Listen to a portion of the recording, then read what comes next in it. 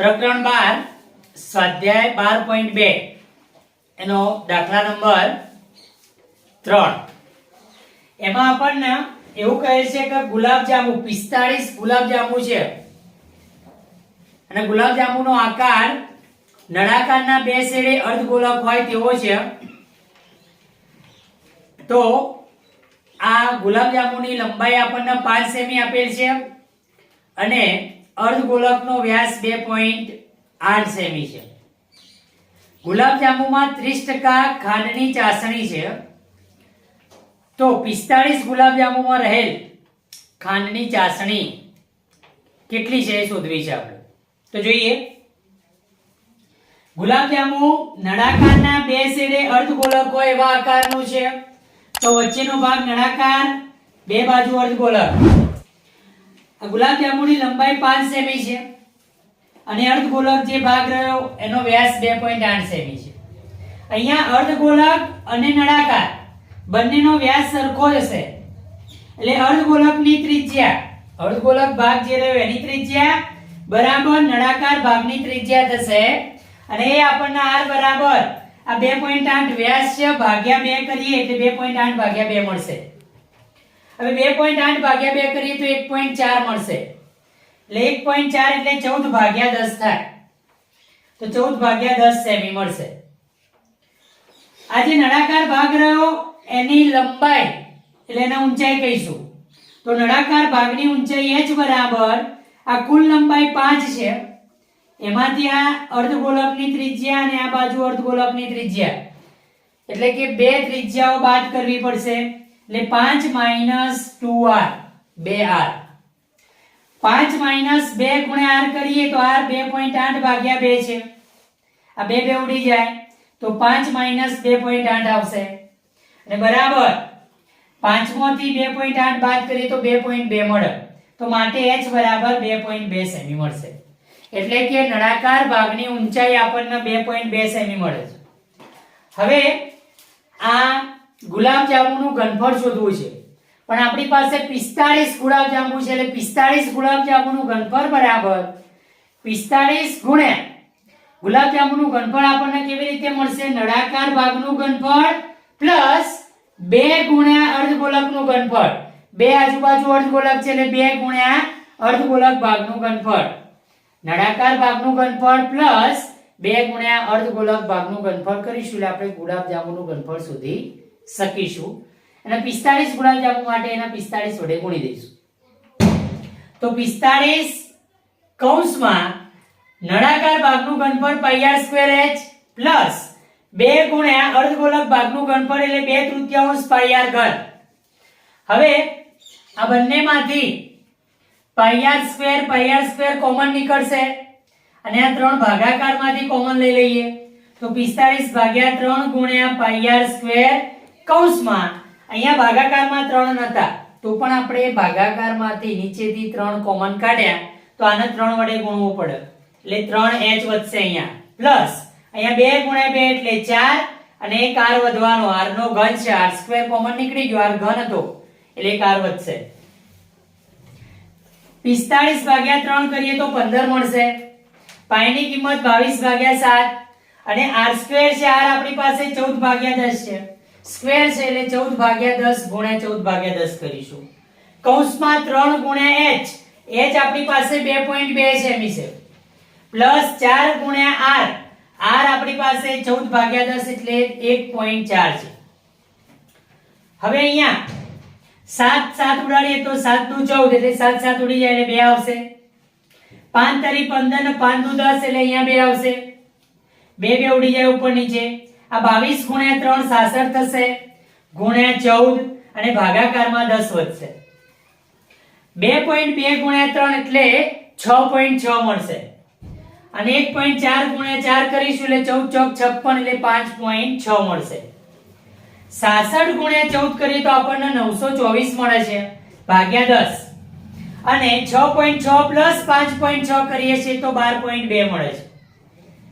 આ 924 ભાગ્યા 10 રહે અને આપણે 92.4 લખી શકીએ ગુણ્યા 12.2 આ બેનો ગુણાકાર કરીએ 92.4 ગુણ્યા 12.2 તો આપણને 1127.28 ઘન સેમી મળશે.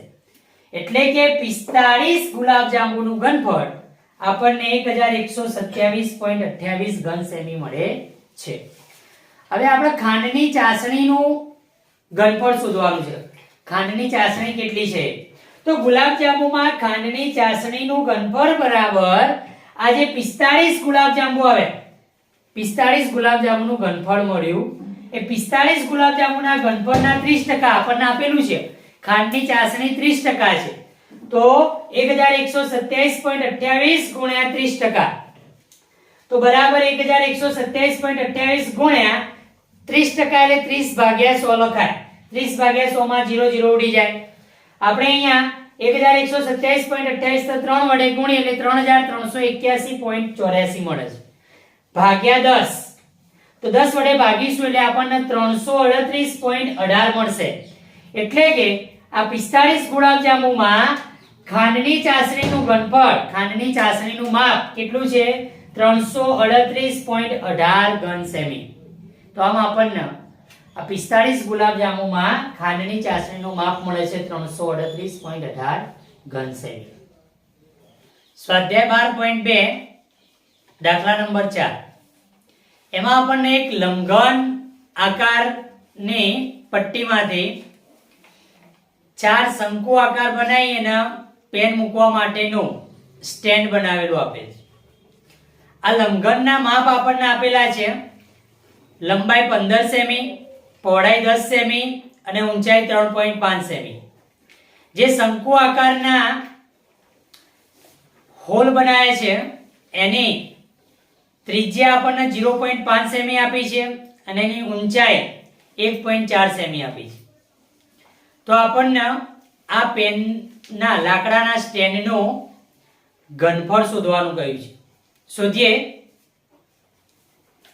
તો લંબઘન ભાગ જે રહ્યો એ લંબઘન માટે આપણને લંબાઈ L બરાબર 15 સેમી, પહોળાઈ B બરાબર 10 સેમી અને ઊંચાઈ H બરાબર 3.5 સેમી આપેલ છે. શંકુ માટે ત્રિજ્યા R બરાબર 0.5 સેમી એટલે કે 5/10. 0.5 છે એટલે આપણે 5/10 લખી શકીએ. અને ઊંચાઈ H બરાબર 1.4 સેમી આપેલ છે, 14/10 સેમી. અહીંયા આપણે શંકુની ઊંચાઈ h કેપિટલ લઈએ, કેમ કે આપણે લંબઘનની ઊંચાઈ સ્મોલ h લીધેલ છે માટે. હવે લાકડાના સ્ટેન્ડનું ઘનફળ. લાકડાના સ્ટેન્ડમાં એક લંબઘનની પટ્ટીમાં 4 શંકુ આકારના છિદ્રો પાડેલા છે, હોલ છે પેન મૂકવા માટેના. તો શું થશે? સ્ટેન્ડનું ઘનફળ બરાબર લંબઘનનું ઘનફળ માઈનસ 4 ગુણ્યા શંકુનું ઘનફળ. શંકુ આકારના ભાગ એમાંથી કાપી લીધેલા છે એટલે માઈનસ કરીશું.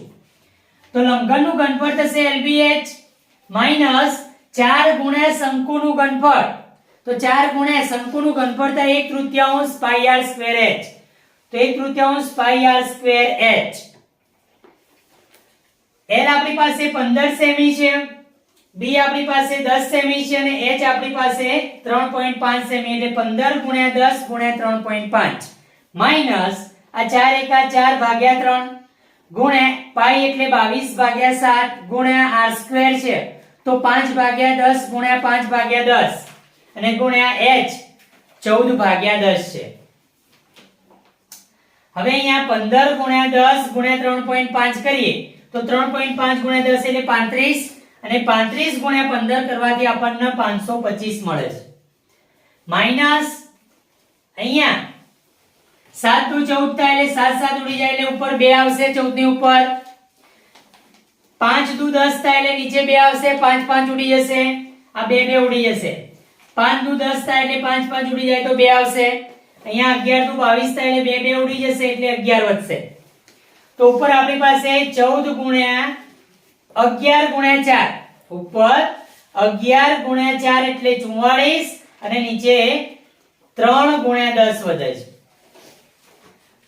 બરાબર 525 માઈનસ આ 44/3 કરીશું. 44/3 કરતા આપણને 14.67 મળે છે અને ભાગ્યા 10. 14.67 ને 10 વડે ભાગીએ એટલે 1.47 થશે. 1.46 અને પાછળ 7 છે એટલે આપણે એને 1.47 કરીશું. તો 525 માઈનસ 1.47 એવું કરતા આપણને 523.53 મળશે. એટલે આ લાકડાના સ્ટેન્ડનું ઘનફળ આપણને 523.53 ઘન સેમી મળે છે.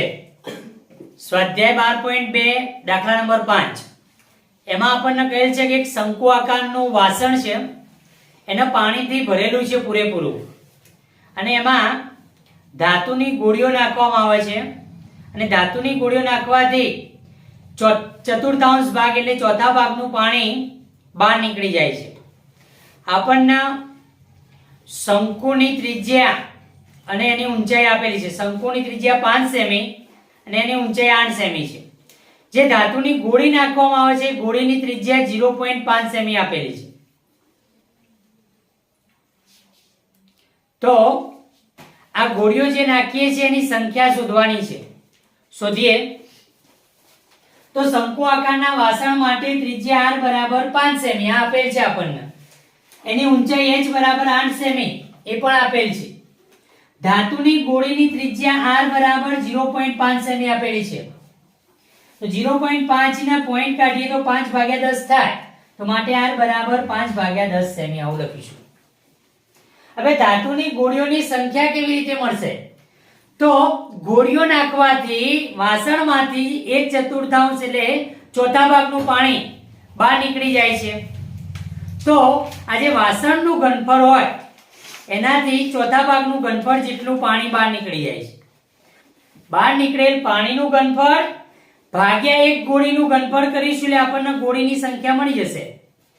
તો ધાતુની ગોળીઓની સંખ્યા બરાબર 1/4 ગુણ્યા શંકુ આકારના વાસણનું ઘનફળ ભાગ્યા ધાતુની ગોળીનું ઘનફળ. તો 1/4 ગુણ્યા શંકુ આકારના વાસણનું ઘનફળ આપણને 1/3 પાઈ r સ્ક્વેર h મળશે ભાગ્યા 4/3 પાઈ r ઘન થાય ગોળીનું ઘનફળ. તો 1/4 ગુણ્યા 1/3 પાઈ r સ્ક્વેર h ભાગ્યા 4/3 પાઈ r ઘન. આ બેમાં ઉપર નીચે પાઈ પાઈ ઉડાડી શકાય. હવે અહીંયા શું વધશે? તો r સ્ક્વેર h અને નીચે 4 તરી 12. r સ્ક્વેર r આપણી પાસે 5 છે તો 5 ગુણ્યા 5, h 8 છે તો 8. આ જે 12 રહે ભાગાકારમાં જતા રહેશે.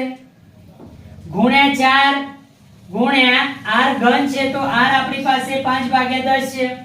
તો 5/10 ગુણ્યા 5/10 ગુણ્યા 5/10 3 વખત આવશે ઘન છે એટલે.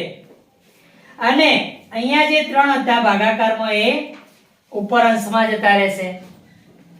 હવે આ 4 છે અને અહીંયા 8 છે તો 4 દુ 8 થાય એટલે 4 4 ઉડી જાય તો 2 આવશે. આ 3 છે અહીંયા 12 છે 4 તરી 12 થાય 3 3 ઉડી જાય તો નીચે 4 આવશે. તો શું વધશે? 5 ગુણ્યા 5 ગુણ્યા 2. આ ભાગાકારમાં જે 10 રહ્યા છેદના એ ભાગાકારમાં જે હોય ને અંશમાં જતું રહે. તો 10 ગુણ્યા 10 ગુણ્યા 10 ઉપર જશે એટલે 10 ગુણ્યા 10 ગુણ્યા 10. ભાગાકારમાં નીચે અહીંયા 4 વધે અને 5 ગુણ્યા 5 ગુણ્યા 5 વધે છે.